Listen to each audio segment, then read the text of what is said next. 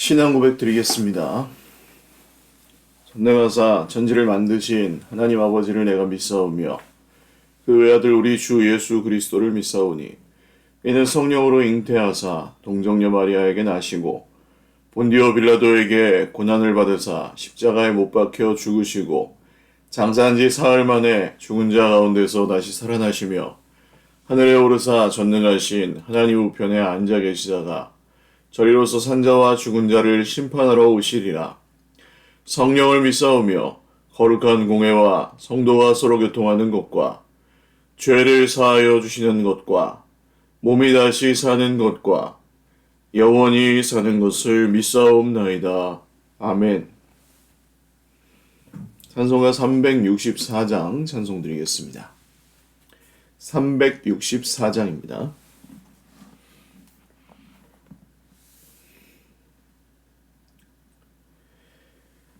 찬송가 364장입니다. 내 기도하는 그 시간 그때가 가장 즐겁다. 이 세상 근심 걱정에 얽매인 나를 부르사 내 진정 소원 주 앞에 낱낱이 바로 아뢰어 큰 불행 당해 슬플 때 나 위로 받게 하시네. 내 기도하는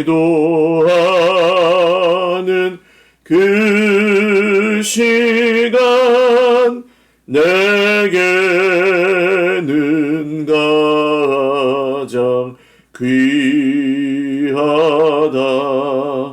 저 광야 같은 세상을 끝없이 방황하면서 위태한 길로 나갈 때 주께서 나를 이끌어 그 보좌 앞에 나아가 그 은혜 받게 하시네. 내 기도하는 그 시간 그때가 가장 즐겁다. 이때껏 지은 큰 죄로 내 마음 심히 아파도 참마음으로 뉘우쳐 다 숨김없이 아뢰면 주 나를 위해 복 주사 새 은혜 부어 주시네. 내 기도하는 그 시간 그때가 가장 즐겁다. 주 세상에서 일찍이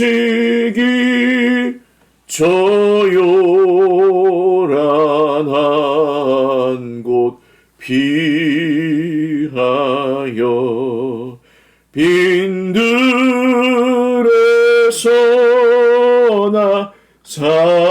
산에서 온 마음을 세워 지내사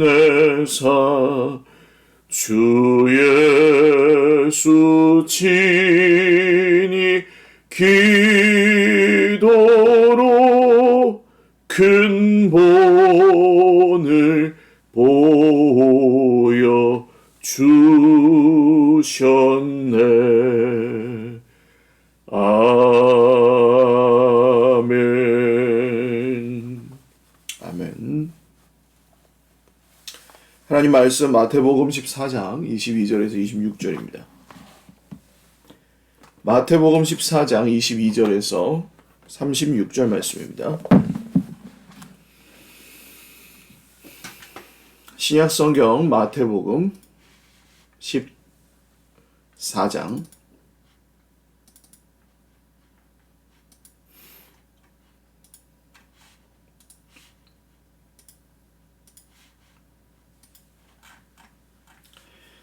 22절에서 36절 말씀 한 목소리로 읽겠습니다.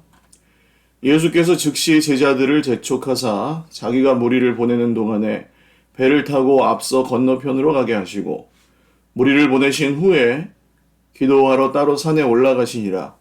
저물매 거기 혼자 계시더니 배가 이미 육지에서 술이나 떠나서 바람이 거스름으로 물결로 말미암아 고난을 당하더라.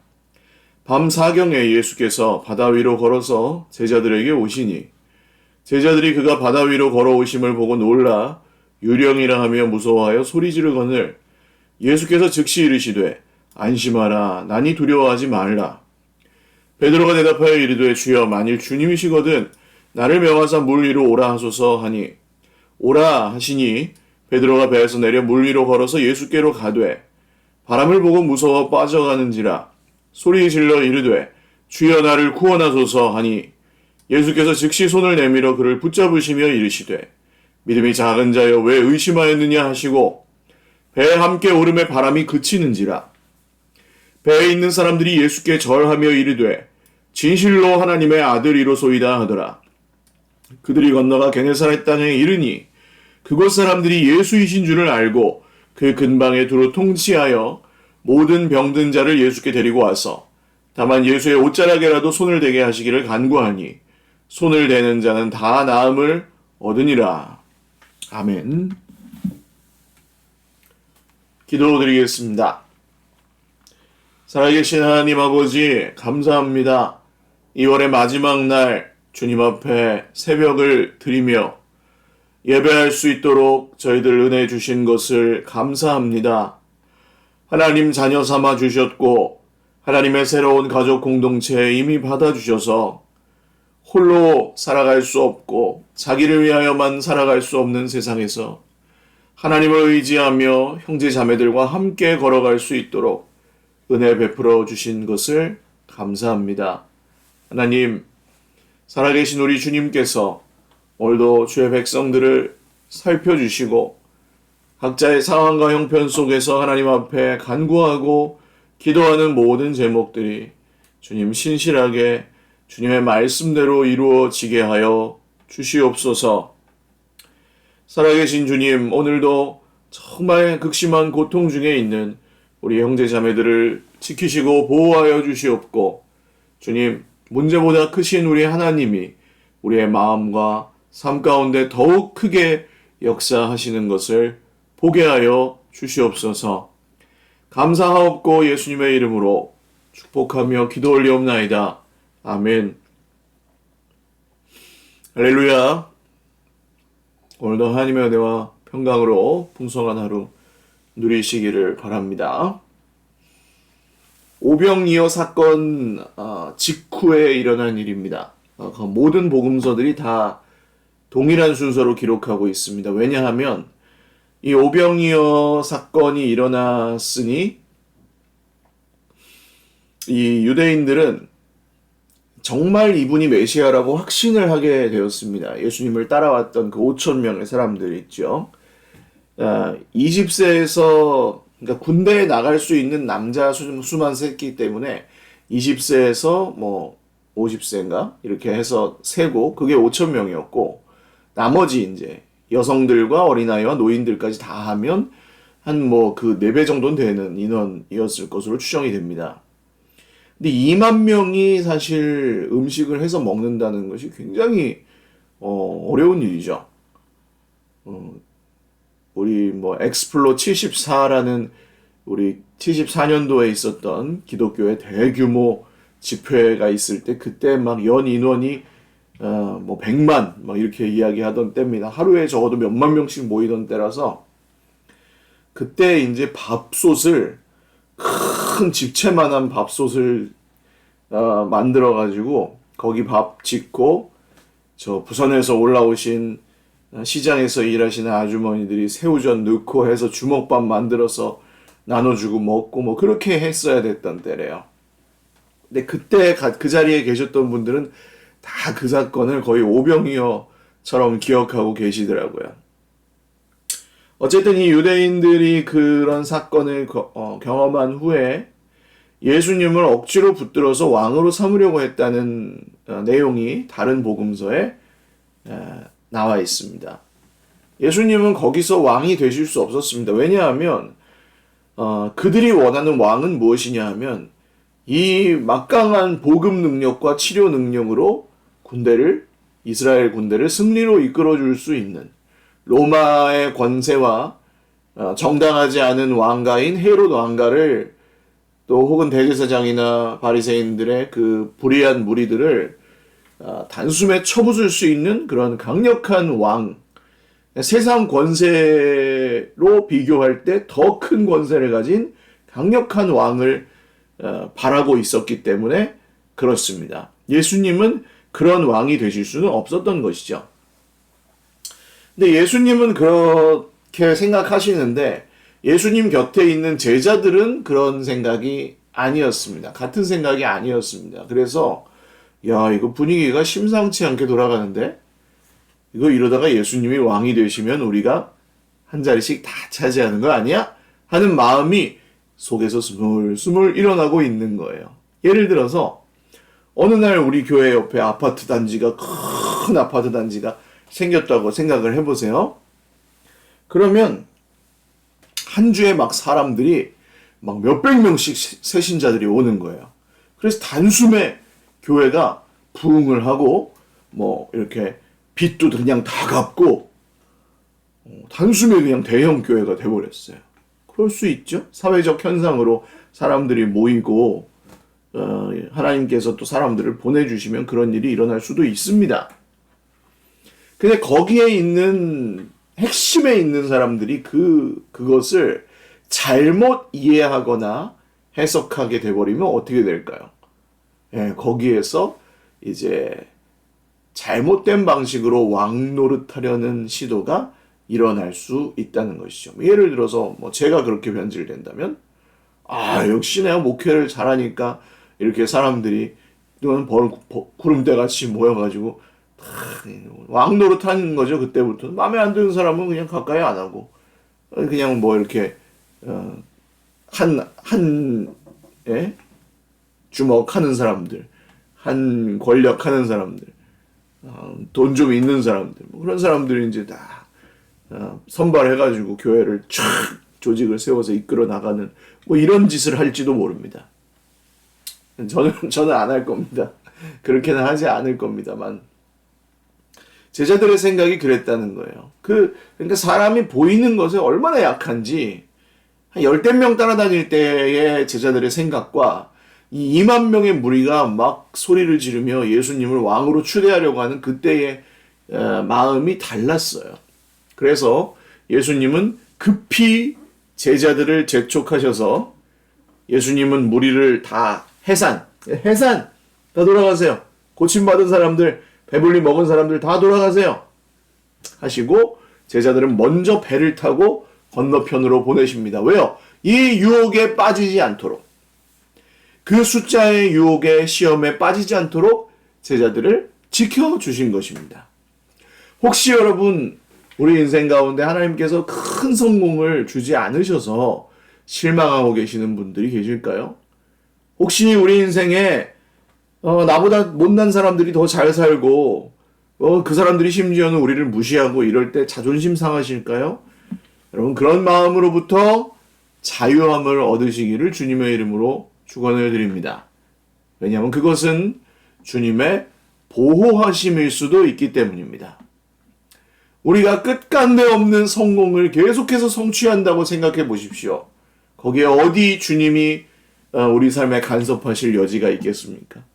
거기에 어디 우리 주님께 내어드릴 보좌가 있겠습니까?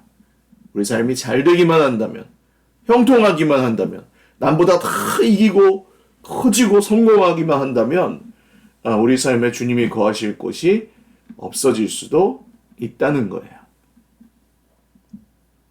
자, 그리고 예수님은 저물매 거기 혼자 산에 올라가셔서 기도하러 가셨습니다.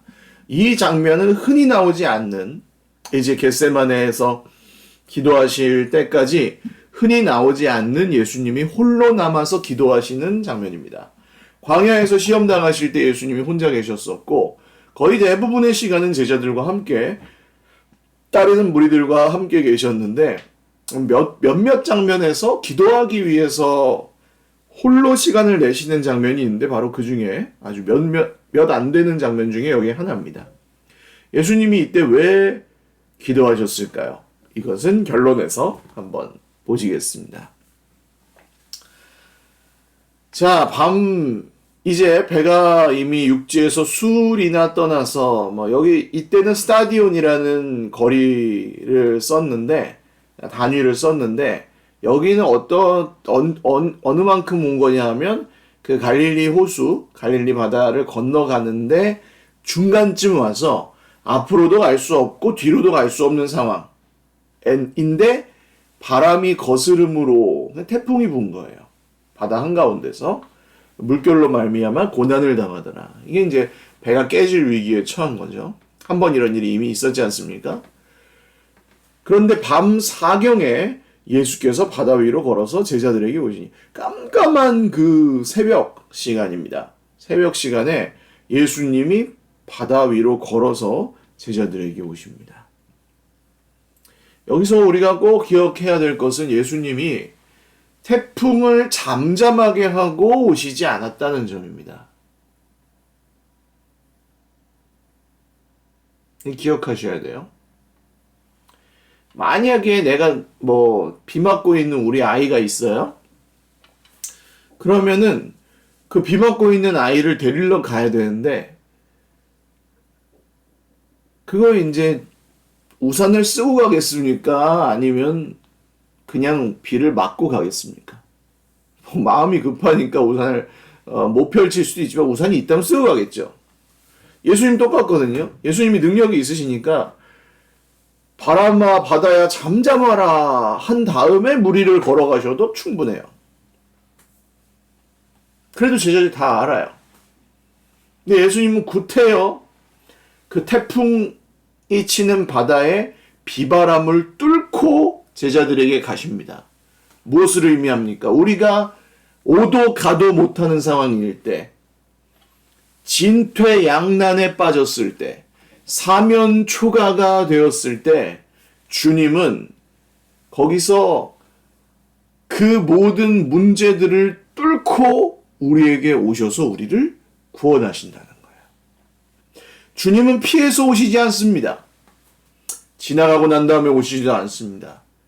그 문제 한복판에 있을 때 가장 힘든 그때 가장 위기 절체절명인 그 상황에 주님은 그 자리에 함께 계시려고 뚫고 오십니다. 여러분 이런 구원을 정말 날마다 경험하시는 저와 여러분 다 되시기를 주님의 이름으로 축원드립니다. 어떤 문제라도 마찬가지예요.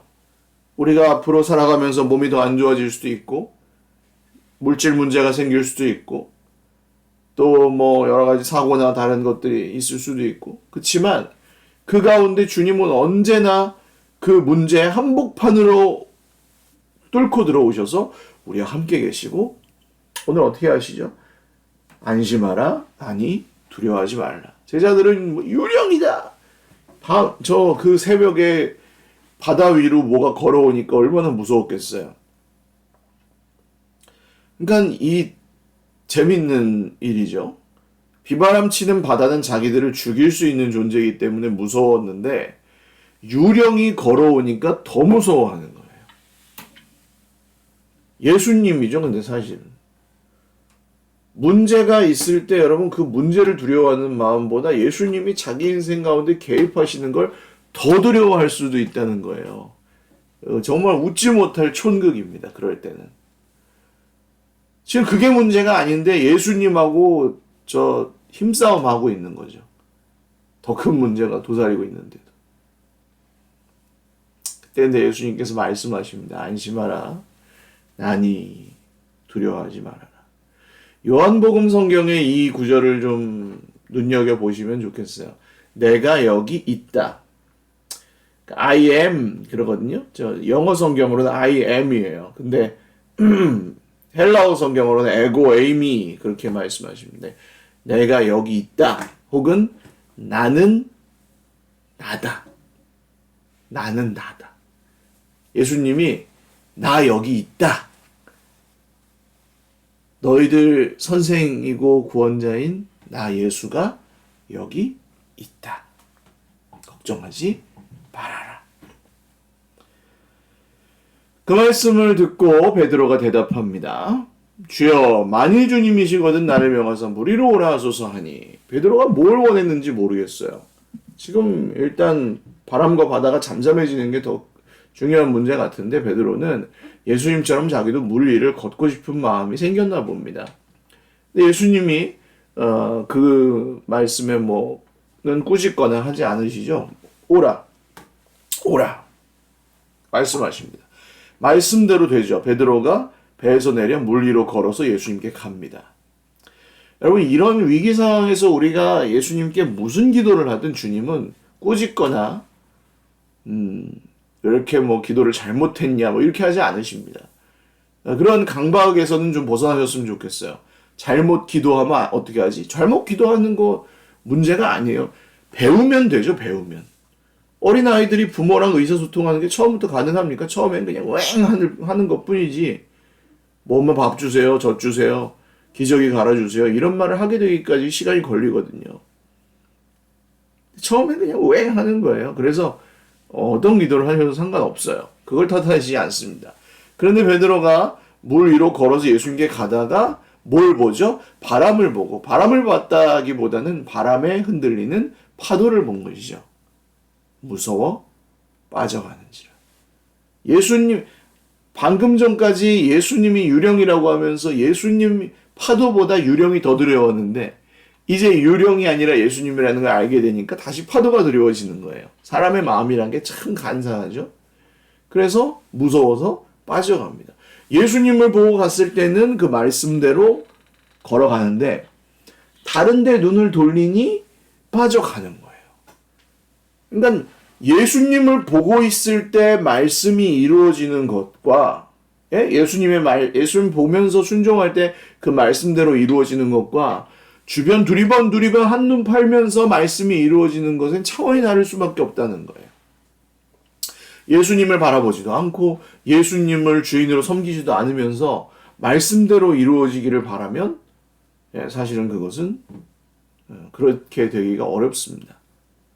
또 그냥 문제, 이것도 문제, 저것도 문제, 예수님보다 문제 얘기만 늘 하고 문제 생각만 늘 하고 예수님도 이런 건 어쩔 수 없을 거야 이렇게 생각하면서 가는 경우에는 빠져갈 수밖에 없다는 거죠. 근데 여기서 소망이 있습니다. 예수님이 무서워 빠져가는 베드로가 소리를 지르죠. 주여 나를 구원하소서. 이제 베드로에게는 예수님이 나를 구원하실 능력이 있다는 것을 알죠. 그래서 소리를 지릅니다. 그랬더니 예수님이 즉시 이르시되, 예? 즉시 손을 내밀어 그를 붙잡으시며, 자, 베드로가 붙잡았어요? 예수님 붙잡았어요? 예수님이 붙잡으십니다. 이게 은혜예요. 아무런 의도 없고, 아무런 목적도 없고, 아무런 선한 것이 없는, 그저 믿음 없이 바다에 바람 무서워서 빠져가던 베드로를 즉시 손을 내밀어 그를 붙잡아 일으키시는 주님. 한마디 하시죠. 믿음이 작은 자여 왜 의심하였느냐. 믿음은 무슨 기술은 아닙니다. 기술적으로 믿음을 유지해서 우리를 건널 수 있다. 그런 게 아니고 예수님보다 문제가 더 커질 때 문제인 것이죠. 시험 든다고 많은 분들이 말씀하시는데 예수님보다 시험이 커지는 게 말이 됩니까? 솔직히 말하면. 시험 들었다고 하시는 분들에게 저는 목사니까 그냥 위로를 보통 하지만, 제가 잘못한 게 아니어도 사과를 하거나 그렇게 보통은 하는데요. 예수님보다 시험이 커진다는 게 말이 되는 얘기입니까? 믿는 사람이? 안 믿는 거죠, 그거는. 목사님 몰라서 그러니, 뭘 몰라요. 예수님이 목숨을 주셨다니까. 나한테 목숨을 줘서 살려줬다는데, 벌써 죽었을걸, 벌써 망했을걸, 목숨을 줘서 살려줬다는데, 지금 당장 눈앞에 뭐 하나 좀 섭섭하다고 예수님한테서 멀어진다는 게 말이 안 되는 겁니다. 성도면은 진짜 나쁜 놈이고요. 그런 사람은. 은혜도 모르는 인간. 성도가 아니라면 그런 분들은 예수님이 나한테 진짜 뭘 하셨는지를 좀 배우셔야 되는 분들이에요. 제가 이거 지금 정죄하는 거 아닙니다. 몰라서 그러는 건 죄가 아닌데 알고도 그러시면 문제 있는 거예요. 기도원에 들어 금식을 하시든지 자꾸는 시험이 예수보다 크다. 그런 거 없습니다. 원래 기독교에는. 도와주세요. 살려주세요. 이거밖에 없는 거예요. 시험 들었어. 시험 들어서 난 주님께 삐졌어요. 이런 거 없어요. 시험 들었어요. 주님 살려주세요. 주님 제가 지금 너무 힘이 들어요. 주님 저를 구원해 주세요. 그러면 즉시 손을 내밀어 구해 주시는데 시험 들었다고 그냥 자기 혼자 수영해서 시험의 폭풍 속으로 막 헤엄쳐 가요. 주님 손이 안 닿는 곳까지 어떻게든 막 가요. 가난한 성도 그런 분들 아닙니까? 교회 안 나가는 분들을 폄하하는 건 아니에요. 상처 입어서 못 나가고 그런 경우가 생길 수 있는데 빨리 돌아오셔야죠. 배우셨다면 진짜 교회가 하나님의 가족이라는 걸 배웠고 주님이 네가 잘나가지고 교회로 받아준 게 아니라 그냥 은혜로 받아주셨다는 걸 배웠으면 빨리 돌아오셔야 됩니다. 그래서 복은 자기 믿음대로 받는 거예요. 믿음대로. 그래서 저는 여기 믿음이 작은 자여 왜 의심하였느냐가 책망이라고 별로 생각하지 않습니다. 베드로야, 아직도 그러냐? 너랑 나랑 지금 몇 년을 보냈는데 아직도 이러고 있니? 그래도 괜찮아.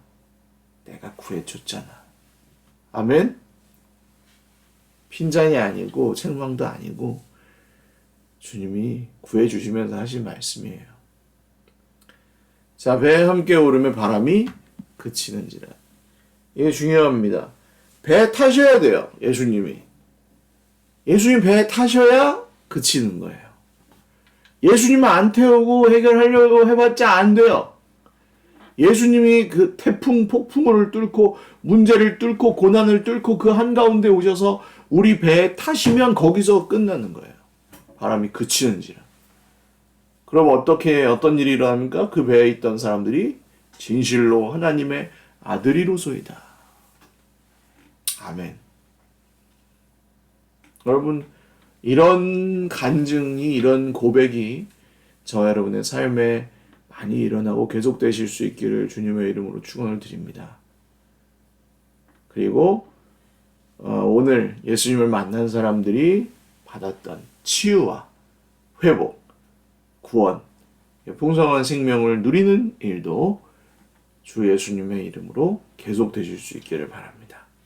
세상에서 왕이 되는 것보다 주님께 그런 은혜를 받는 것이 훨씬 더 값지고 복된 일인 줄로 믿으시기를 바랍니다. 기도드리겠습니다. 살아계신 하나님 아버지, 풍랑 가운데로 그 풍랑을 헤치고 제자들을 구하러 가셨던 주님이 우리의 주님이심을 믿습니다. 오늘도 주의 백성들이 여러 어려움 가운데 주님을 찾습니다. 손을 내밀어 구해 주십시오. 예수님을 보고 가게 해 주십시오. 바람과 바다가 무서워 빠져가지 않도록 주여 우리에게 지혜와 주님 믿음을 더하여 주시옵소서.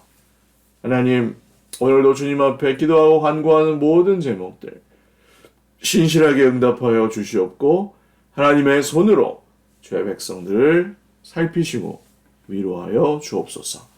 감사하옵고 예수님의 이름으로 축복하며 기도 올리옵나이다. 아멘. 네, 감사합니다. 오늘도 주님 안에서 행복한 하루 되시기를 바라고요. 날씨가 이제 슬슬 봄이 오는 것 같습니다. 교회 공동체에도 또 저와 여러분의 상황이나 마음 가운데, 가정 가운데에도 봄이 시작되실 수 있기를 바랍니다. 네, 사랑하고 축복합니다. 감사합니다.